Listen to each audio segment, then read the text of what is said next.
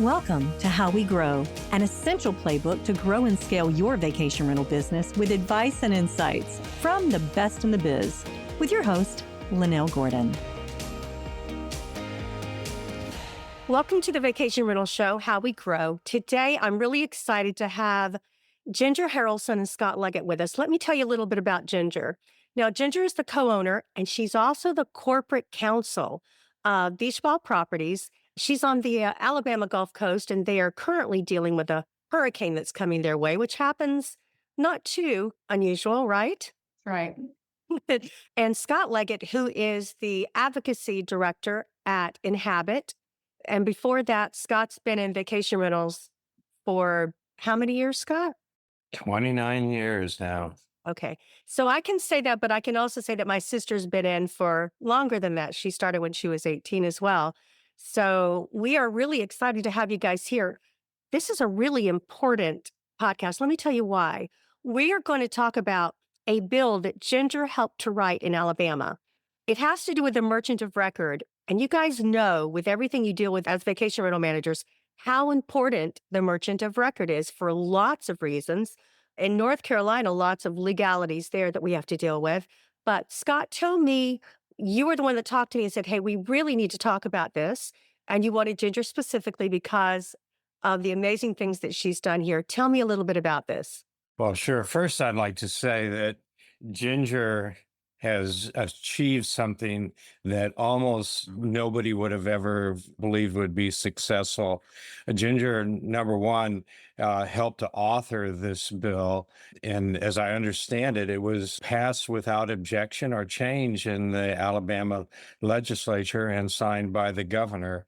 Essentially, what this bill does, and Ginger will be able to explain it better than me, but in essence, it says that if a booking takes place online by an OTA or however, and the property is managed by a professionally licensed property manager in Alabama, that they must be the merchant of record in that transaction.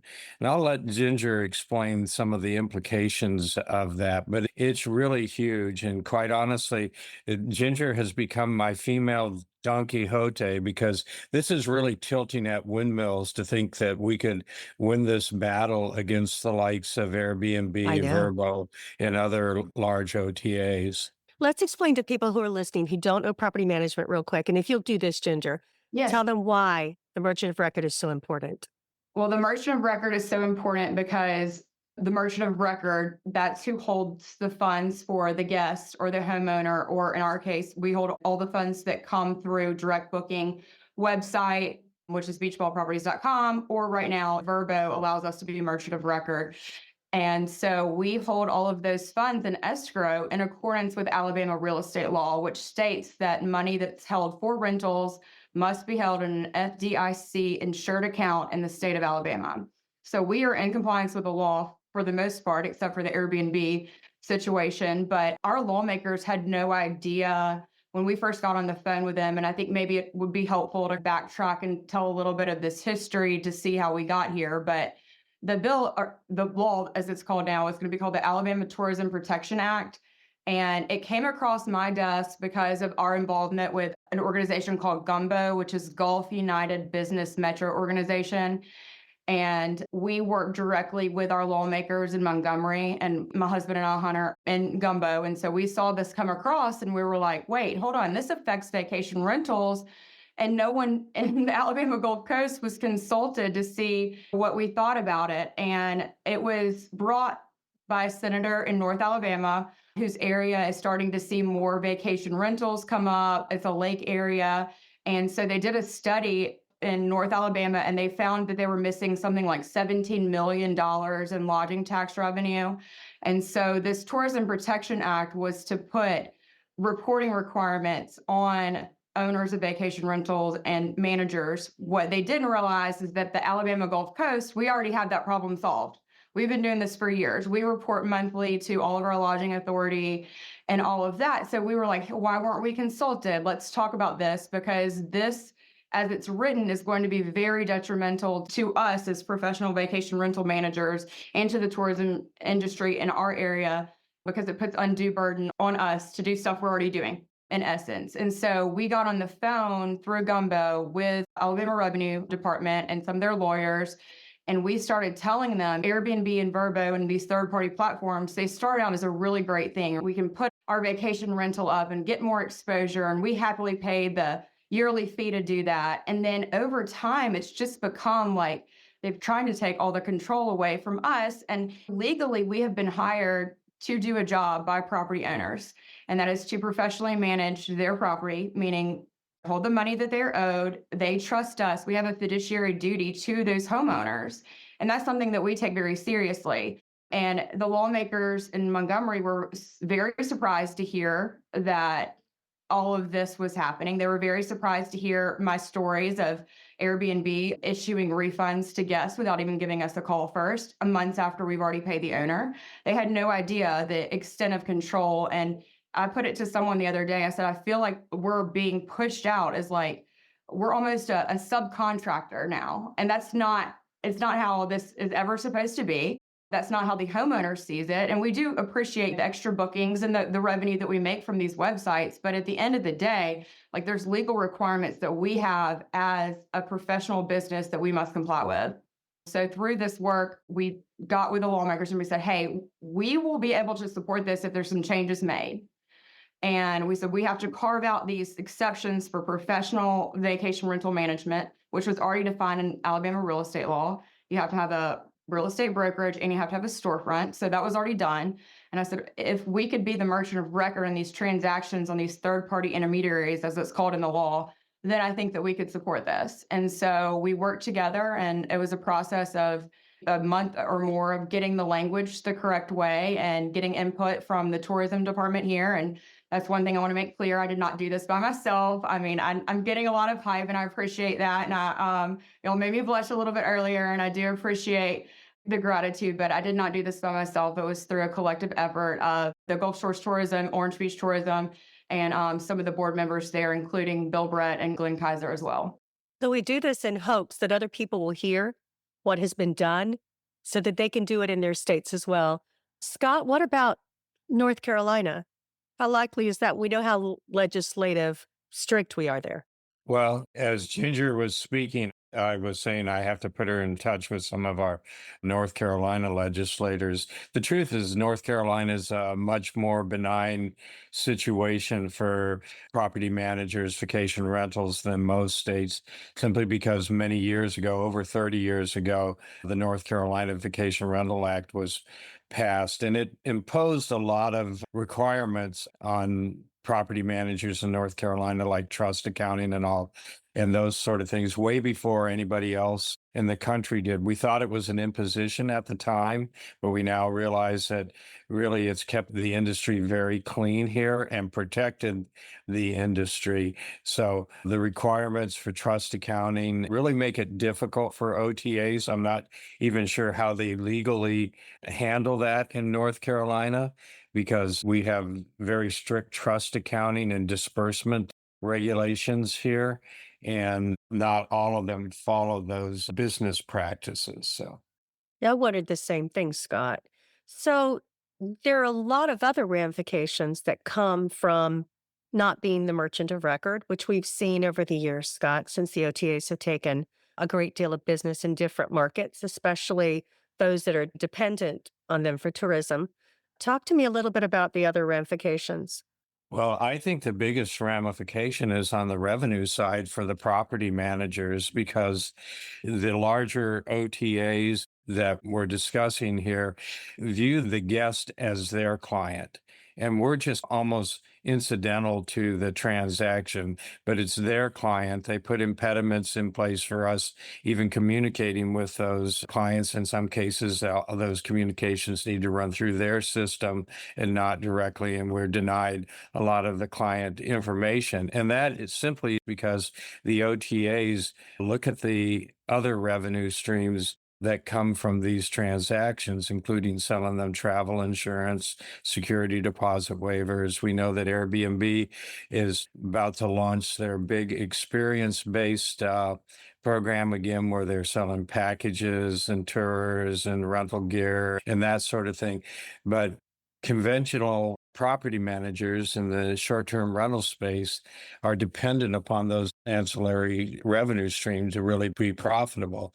In some cases, the target is a 50-50 split. I won't say that's across the entire country, but in North Carolina, that's the ratio that you're shooting for. And the reason Lynell's asking me about North Carolina is that's where I've been based for the last 30 years or so, and been hugely involved in even creating some of that legislation. We think of the guests as our customer because we're the ones that have to care for them when they get here. We're the ones that touch them. They're the ones that see as responsible for the condition of the property and the ones that they will come to when they have issues.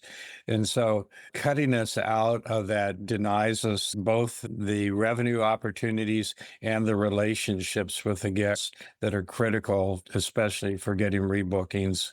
The other thing to think about here is Ginger she's in charge of the marketing department at Beachball as well. And she does an amazing job. Guys, if you need advice on how to run social media, you've got your girl right here. Ginger, what advice would you give to property managers in other cities and other states who might be having the same kind of problem to get started with something like this that would really make a difference in their lives? Well, the first thing to do is to be involved locally on a political level. You have to go to city council meetings. You have to know who your mayor is. Your mayor should know your first name if you own a business in the town. And so should all of the city council members that you deal with. So that's my number one piece of advice, because they're going to be the people in your specific situation that can connect you to other people that may be able to help you. But my second piece is that this affects more than just property management companies. It affects the banking world. Local banks, we bank with a local bank. We are their largest depositor in the area. If we take the money that we hold in escrow or if the third-party booking platforms do, and they're putting it in an offshore account, I mean, that's less money that they have on hand. They're going to have their operations affected by that.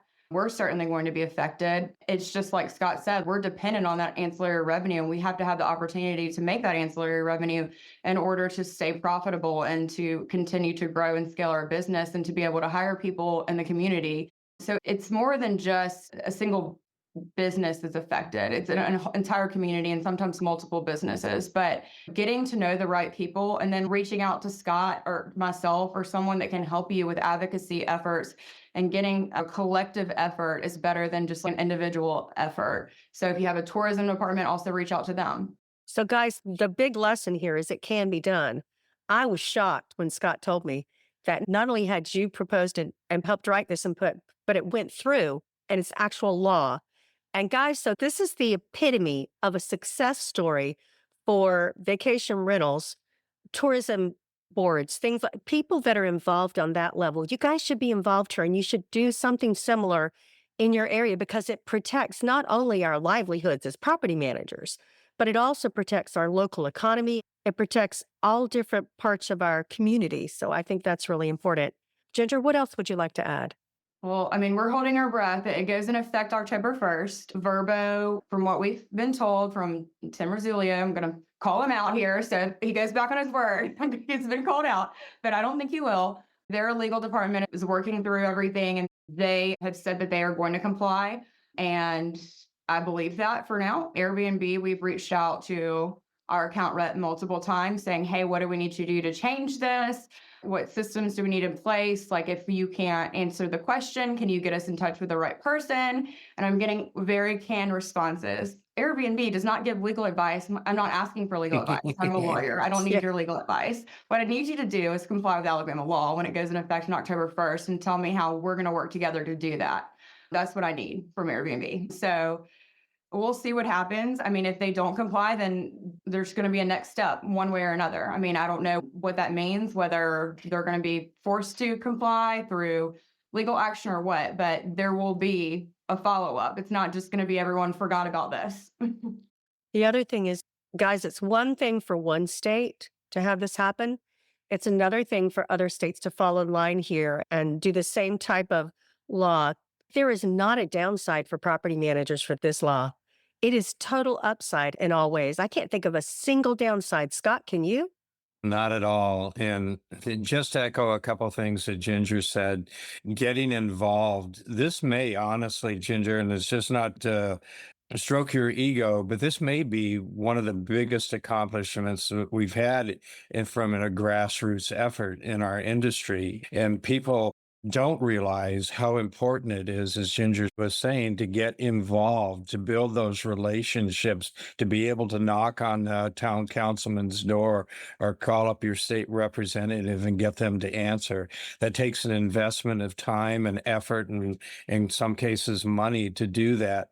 But it's really what will help us continue to have successes like this one. And let me tell you guys, this is such an important issue that we've written software, like back when I was writing software so that we could get information we no longer had from the guest because we weren't the merchant of record on things.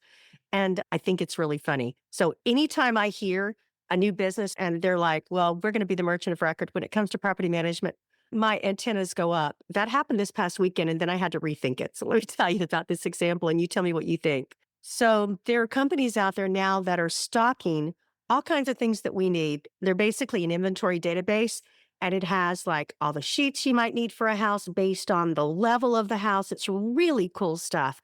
If it's a high-end house, here are the sheets, here's the dishes, here's the things that guests really don't care if they're a different color or whatever. They have these really cool platforms that you can do this with. Well, they're the merchant of record there, but that has nothing to do with the guest. But as soon as I heard merchant of record, I just want you to know, I said, merchant of record, explain that to me. And then I went, oh, okay, we're not talking about reservations here. We're not talking about guest relationships. So that's how important the merchant of record is, guys. It's become such a big deal in the last 16 years since these platforms got really big. Built by property managers for property managers. Streamline is a powerful software that gives managers enterprise-level capabilities to drive more revenue and improve operational efficiency. Migrating to Streamline allows property managers to gain functionality while reducing the need for multiple vendors, improving flow by logging into a single system and reducing redundant technology costs. With Streamline, property managers achieve revenue lifts by leveraging our fully fledged communication center, reservations quoting system, revenue management tools, homeowner acquisition CRM, and powerful direct OTA connections. Streamline also has industry-leading trust accounting and report capabilities to give you clarity in an overall company performance. Learn more about Streamline vacation rental software at streamlinevrs.com. Scott, what advice would you give to property managers to help them to get more involved and to actually make a difference? Because it really is extraordinary, Ginger. There's no playing it down. I agree with Scott 100%. I couldn't believe it when he first told me. He repeated it a couple of times in different ways so I could make sure that he was telling me what I thought I'd heard. So, Scott, what could they do? Well, I have a good friend in the industry, and he's a great asset to our industry. His name is Rolf Blizzard. He's on the VRMA board, and his background is he was the director of legislative affairs in the state of North Carolina for quite a few years. So he really knows the system better than any person that I know. And Rolf has a saying, he says, if you don't have a seat at the table, you can bet you're on the menu. And that's really where we've been deficient. We haven't had a seat at the table. We haven't been there when the early conversations have happened. And often, more often than not, we find out that we're so far behind the curve that it's a done deal before we even get to express our opinion or weigh in. So I think professional vacation rental managers need to make advocacy for their industry a part of their business plan. They need to invest their time, their efforts, their money, and it's a cost of doing business, just like having insurance. I have come to the conclusion that most people start a property management company for one of two reasons. They're trying to build a legacy business that they envision being in their family for a long time, that they'll hand down to their children and them to their children, or they're building it to sell. And they build that with a passion, and they work hard to build value. but a single regulation could take away 50% of the value of your company overnight. And in some cases, even put you out of business. And nobody can fight this battle better than the local companies and people who are citizens of that community, like Ginger. There are a lot of professionals out there. People come to me for counsel and advice, and we work with them all the time. But the voices that are effective are the voices from your community where you do business. I'm going to make a statement and you guys tell me if I'm right or wrong. It's my opinion that if property managers in other states don't step up and if they don't begin to follow suit here in what Ginger has started and what the state of Alabama has been so amazing in putting into place, Airbnb will fight this. I mean, they have to. There's so much money involved on their end. They've been so successful at keeping property managers from data that belongs to them. And they've been inadvertently hurting owners by refunding in ways that are not set up in our contracts and things like that. We're legally bound as property managers by what we sign with our homeowners or our agreements there. And if we don't have charge of the funds as the merchant of record when it comes in, we don't have control over keeping our word to our homeowners as well. That's a big deal to me. But my prediction is this: they will do something. If we don't bond together and everybody begin to do some sort of initiative to stop it, they will. They've got lots of lawyers. They got lots of money. What do you think? Am I right? Am I wrong? I think you're spot on. I'm surprised the pushback hasn't already started. I think, quite honestly, it snuck up on them, caught them off guard. Somebody in their government affairs department is probably in the hot seat right now because of not monitoring this and alerting them to it so that they could get involved earlier and subvert the efforts that Ginger and the people that she's worked with in Alabama to pass this legislation. Now it's much more difficult for them because it's a matter of law now. It's not just a matter of keeping it from happening. They've got to change an existing regulation, and that's much more difficult.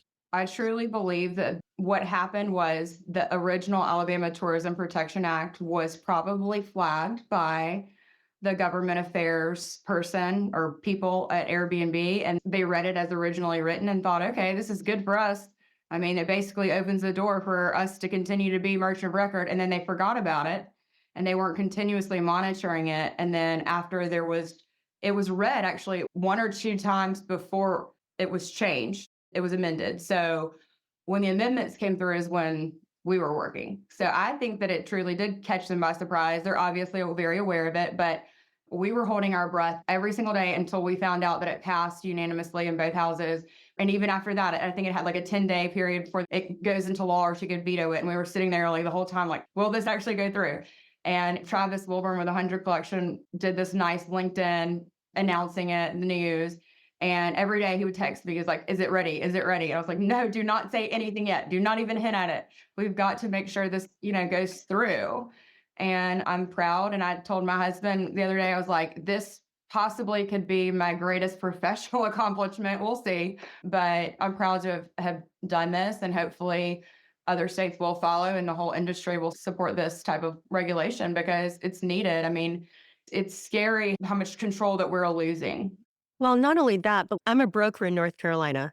So we are required, we have fiduciary duties to these people that we sign contracts with. And it's our job to protect not only the guests, but also the property owner who we have fiduciary duty to both of them. So I think it's really important that we step up. I don't think that people recognize the fact that we could actually do something about it. And you have done something really special and unique. Not only have you paved the way for us, but you also have volunteered to be a resource for other people that want to do the same in their city, in their state. Well, in their state laws, really, where it is for that. So.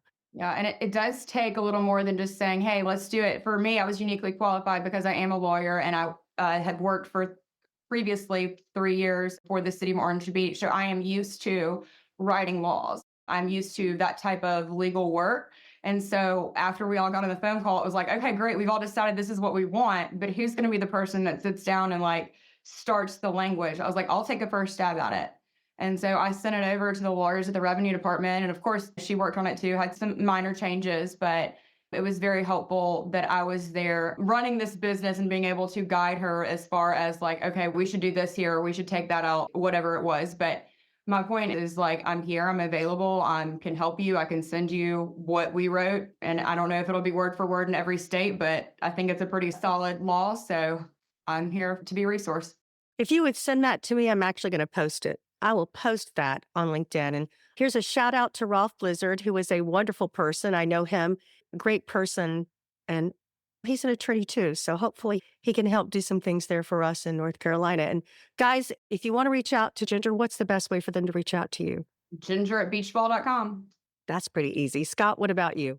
Scott.Leggat@Inhabit.com. And that's Legat. That's correct. And what I would just like to put that pitch in again is you need to make this part of your everyday rhythm of your business. You need to be vigilant about this because you fight for every home you get, every client you get, every reservation you can get, and you could be wiped out overnight with bad regulation, and it's proliferating across the country.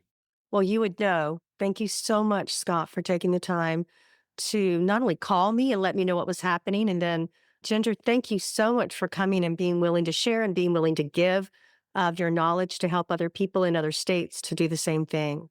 Anybody have anything else they want to say before we go? I do want to say one final thing is that I am not against Airbnb and Vrbo making money, and we appreciate our partnership with both of those entities and have a lot of respect for the people that work there. But we have to fight for what is right, and we have to fight for our industry too, and for all the reasons we've already discussed. But I just wanted to end it on a positive note that we do appreciate our partnership, but just we have to do what's right for us and what we are legally bound to do, which is represent our homeowners and our guests. And let's be real clear. I just want to correct me if I'm wrong. To be on the platforms, we pay a percentage of our revenue. Is that correct? Well, mostly, yes. It depends. I mean, I think Vrbo still has a subscription plan, but for the most part, they're moving that way. Okay. And I really appreciate the fact that you talked about Vrbo complying. They're really reasonable. I too love those platforms. Some of my dearest friends have property management companies that survive off of them. And then I have our family who has just I don't remember what percentage, I think 3%. So I think no matter where you are in the percentages for using these OTAs, it's really important that as a property manager, you keep the merchant of record within your own property management company. Well, thank you guys so much for being here and for coming on and talking about this. And I hope that we get lots of people that reach out. You're also welcome to reach out to me, guys, on LinkedIn or on any social media platform, and I will be glad to put you in touch with Ginger or with Scott. Thank you guys very much. Thank you. Thank you. Go ahead. I want you to tell the story on Hi. camera. So I learned about this bill from Hunter while I was at a conference. I forget which one it was, but it was several months ago. And I see Hunter across the room and he's making a beeline for me. And he goes, Scott, you're not going to believe what Ginger did. And quite honestly, I couldn't believe it. It was like almost in some ways, like I said earlier, tilting with windmills, a Don Quixote kind of effort that nobody would have given a chance of it succeeding. And you guys did it. And it is really significant. It truly is. It was funny, Scott, when I told you, you almost didn't believe it. You were just, oh, okay. Yeah. What? Let me absorb this because we haven't even been talking about this. Yeah, I think I was there. You were, It might you have were been in at another Spring panel. Spring Spring panel. Forum in New Orleans. And I could tell when Hunter was talking to Scott, Scott was, I'm going to have to go research this. And I was like, yeah, we'll send it to you. And yeah, I think he didn't think that it was going to happen. Yeah. Yeah. It either had just passed or it was like right on the I think it governor's was side. right Yeah. on the thing. And you were like, don't say anything yet. And then after it passed, you're like, hey, we did it. Yeah. Yeah, let her head be as big as she wants there. She deserves this. This is remarkable. It truly is game-changing for property managers. Yeah, we're indebted, Ginger, that you took this on and succeeded in it. Even if they fight back and that we have a precedent here, we know we can win these kind of battles. And it's going to take hundreds of Gingers out there because the professional government affairs people have very little influence in your community. It's the voices in your city, in your state, the people who do business there, the people who vote there that really have the impact when it comes to legislators or town councilmen passing an ordinance or a law. It's truly a David versus Goliath here. And I think that Ginger has a unique set of skills that allowed her to communicate to the legislature, because they're attorneys too, legally how this affects the business. And the fact that it was 100% shows how well she did that. I am just so impressed and very grateful. I think it just shows that Airbnb wasn't aware because they didn't get their lobbyists to Alabama quick enough. Yeah, but I've heard that they're putting up wanted posters with your photo on it right I now. looked at Hunter at one point and I was like, are we sure we want to wage this war? Because what if our listings tank to the bottom? And he was like, if they do that, we'll figure out what we're going to do in return. But yeah, I feel like that would not be a smart move on their part. They're pushing hard in Alabama. I don't know if y'all have seen some of our online posts, but we went from 5.5% Airbnb bookings to I think we're at 19% of our bookings are coming from Airbnb. They really quadrupled, and Vrbo has been taking a hit. And so I think they would be hard pressed to give up that revenue that we're bringing. I think we're still in for a fight, but it's good to be on this side of the battle line right now, rather than having to get something repealed that we don't like. Yeah, I think it would be really important to maybe revisit this topic as it gets closer to October 1st, because that's the day that it goes into law in Alabama. So, well, this is great, guys. Be all watching the clock. Absolutely. Holding our breath, watching the clock. Did you see that email response I forwarded you, Scott? I'm not sure that I did. I sent it to you yesterday from our Airbnb rep, and Hunter had reached out and said, hey, what are we going to do? It's going into law October 1st. And she was like, the first email was like, oh, I'll get back. Oh, with yes, you. I did see that.